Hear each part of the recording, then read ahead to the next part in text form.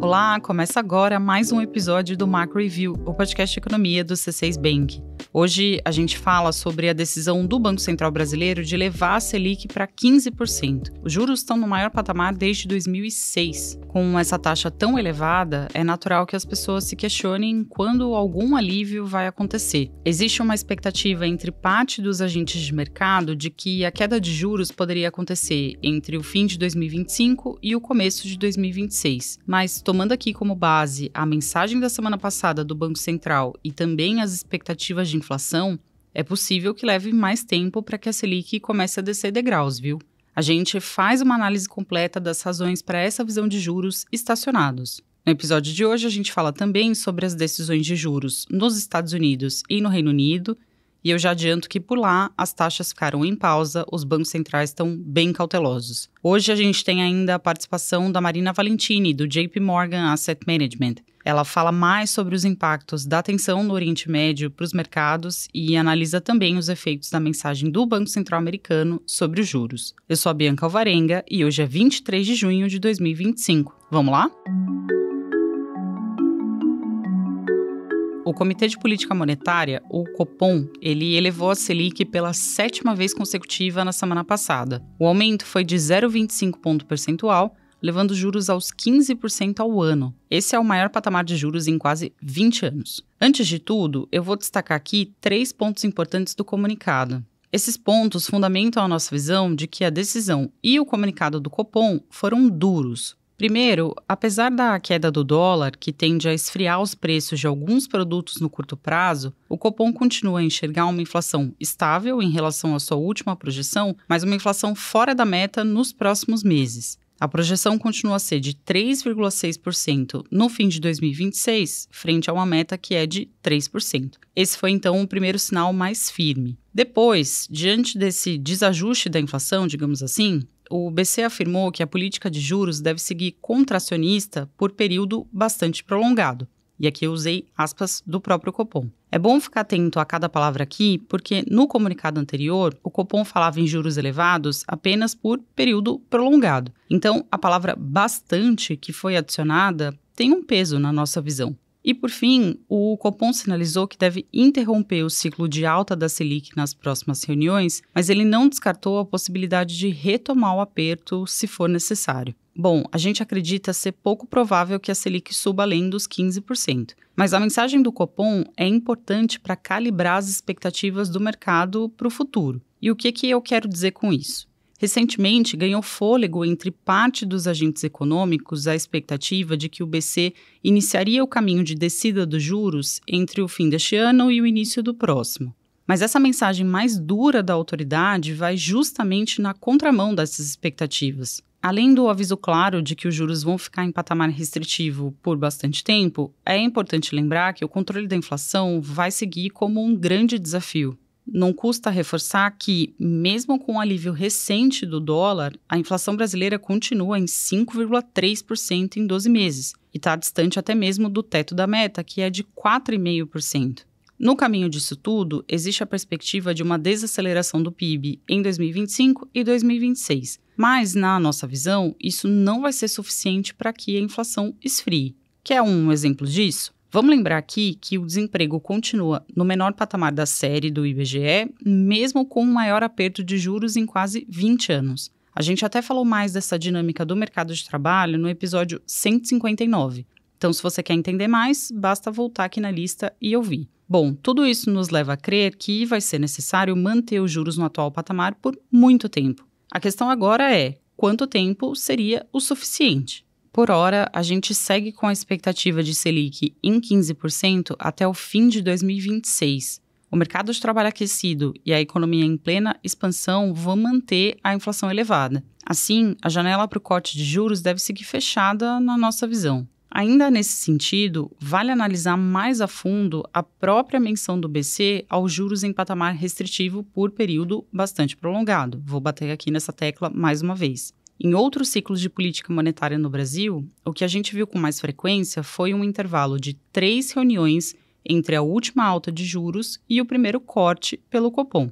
Voltando aqui ao que o próprio Banco Central disse, o uso da palavra bastante pode sugerir, na nossa visão, que desta vez o período de pausa vai ser consideravelmente maior do que o que foi visto em outros momentos. Por outro lado, as projeções do Banco Central já mostram uma melhora da inflação no futuro. Se nada mudar nos cálculos da autoridade, é possível que o Copom corte os juros no fim deste ano, mais cedo do que a gente espera, portanto. Mas olha, ainda que as projeções dos modelos do BC se mostrem mais benignas, a gente acredita que seria mais prudente esperar por uma melhora significativa da inflação corrente, ou seja, da inflação do presente.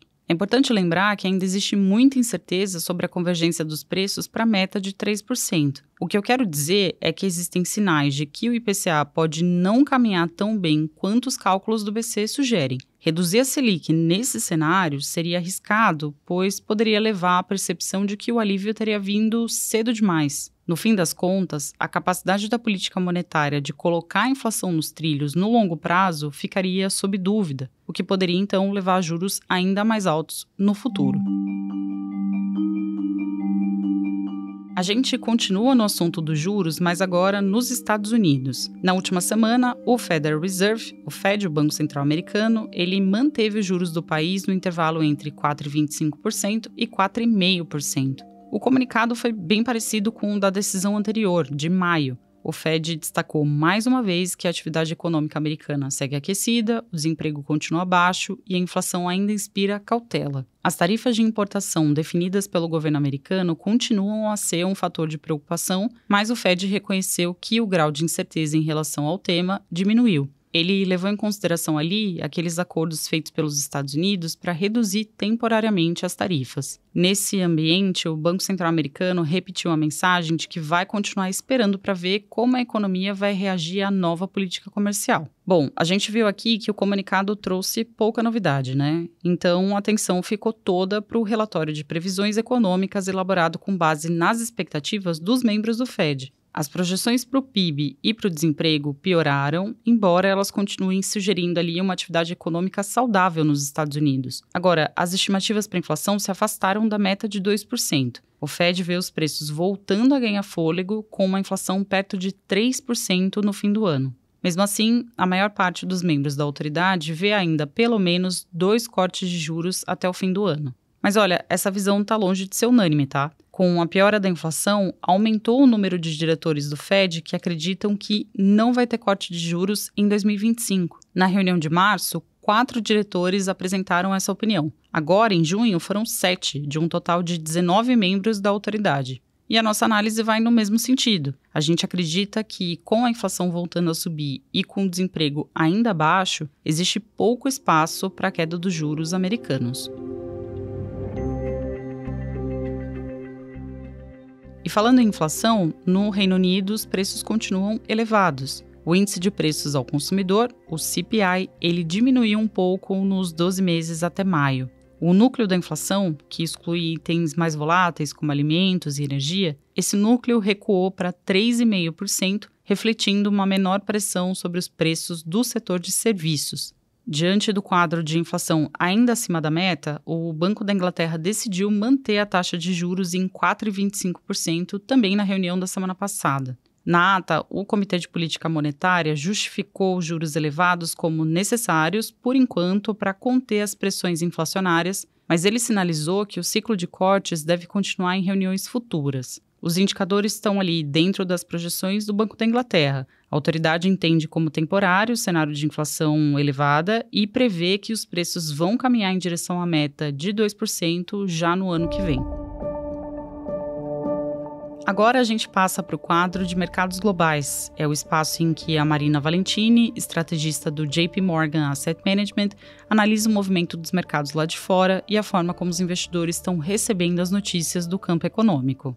Hoje a Marina começa a análise falando dos possíveis impactos econômicos do conflito no Oriente Médio. E aqui vale um aviso de que a gente gravou o papo com a Marina no fim de semana, antes, portanto, de os Estados Unidos anunciarem o ataque contra o Irã. De qualquer forma, a Marina já falava ali dos riscos de o conflito escalar e de haver também um impacto significativo para a região, que é uma importante produtora de petróleo. Vamos ouvir. Começando por esse conflito entre Israel e Irã, é uma situação de muita incerteza ainda e temos que estar preparados para que o conflito dure semanas ou até meses. E, do ponto de vista de mercados, estamos focados em avaliar o impacto disso na economia global, principalmente no setor de energia. Embora o Irã represente apenas 3,5% da produção global de petróleo, o maior risco agora que os mercados estão analisando é do conflito se espalhar para outros países ou para rotas de trânsito-chave de petróleo, como o Estreito de Hormuz, que é esse pedaço de mar entre Irã e Omã, e é uma ruta muito importante para 30% do comércio global de petróleo pelo mar. Então, agora o mercado está de olho nessas potenciais danos à infraestrutura de energia e também qualquer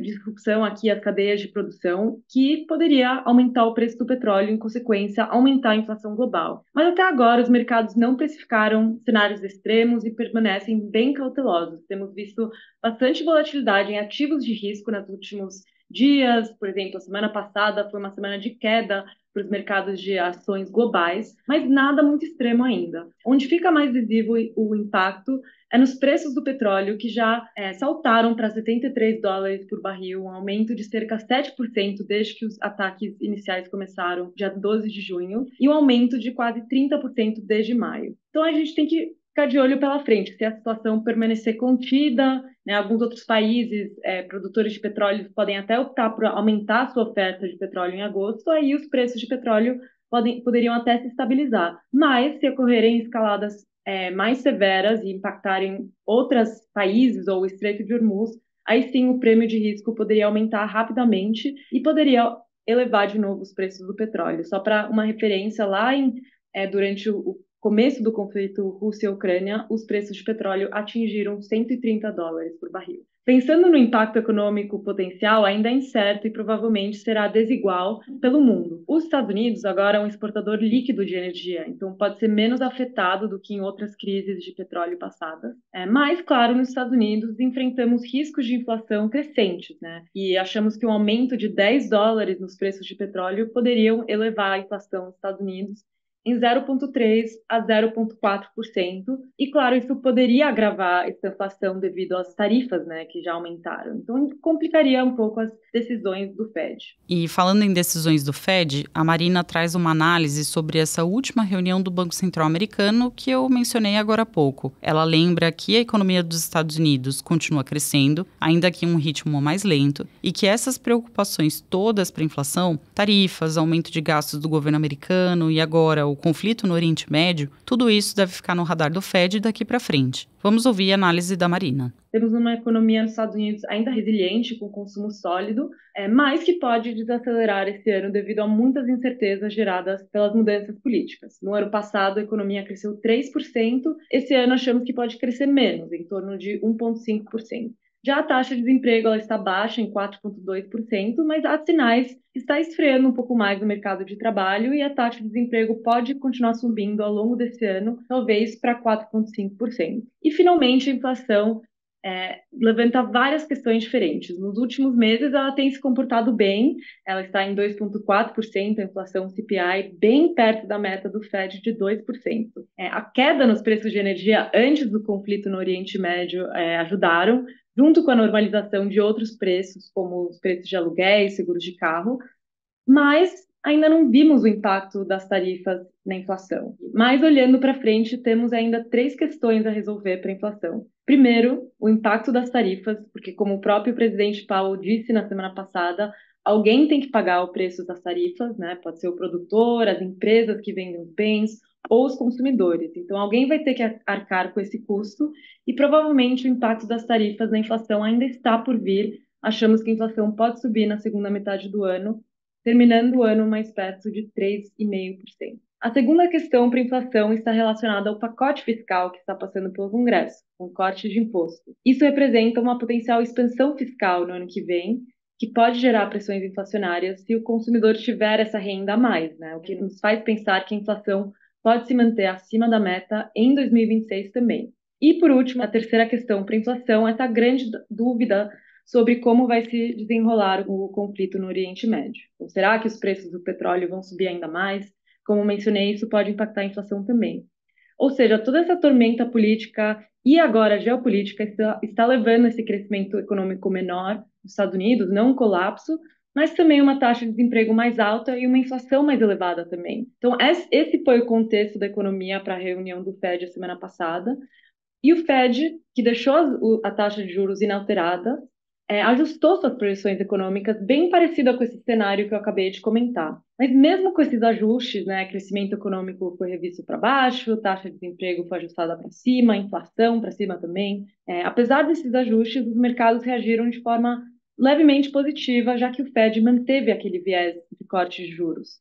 O dot plot ainda prevê 2 cortes de juros para esse ano, um para 2026 e outro em 2027. Então, o dot plot mostrou um Fed dividido, ainda não há um consenso claro dentro dos próprios membros do Fed, e a incerteza macroeconômica continua alta. Então, lendo nas entrelinhas, a mensagem é que o Fed vai se manter paciente, não pretende cortar os juros até ter mais clareza sobre as tarifas, migração, política fiscal, e até estar convencido de que o risco de recessão é maior do que o risco de inflação. Hora da nossa agenda. Eu compartilho agora os dados econômicos que a nossa equipe acompanha nos próximos dias. Na terça-feira, 24 de junho, o Copom publica a ata com mais detalhes sobre a última decisão de política monetária. A gente vai ter mais detalhes da reunião da semana passada, que elevou a Selic para 15%, como eu contava aqui no começo do episódio. Na quinta-feira, o IBGE divulga a prévia da inflação de junho. A gente espera uma alta de 0,35% no IPCA 15, alta que deve ter sido impulsionada pelo grupo de serviços. Ainda na quinta, o Banco Central divulga o relatório de política monetária do segundo trimestre de 2025. Esse era aquele antigo relatório trimestral de inflação, também elaborado pelo BC.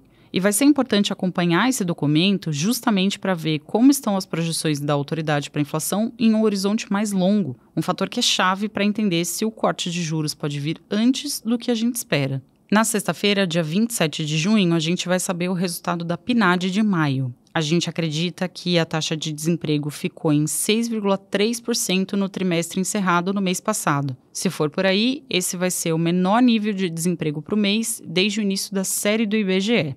E terminando a semana, ainda na sexta-feira, vai ser divulgada a inflação dos Estados Unidos medida pelo Índice de Preços de Gastos com o Consumo, o PCI. Por lá, a variação dos preços em maio deve ter ficado ainda acima da meta do Banco Central americano.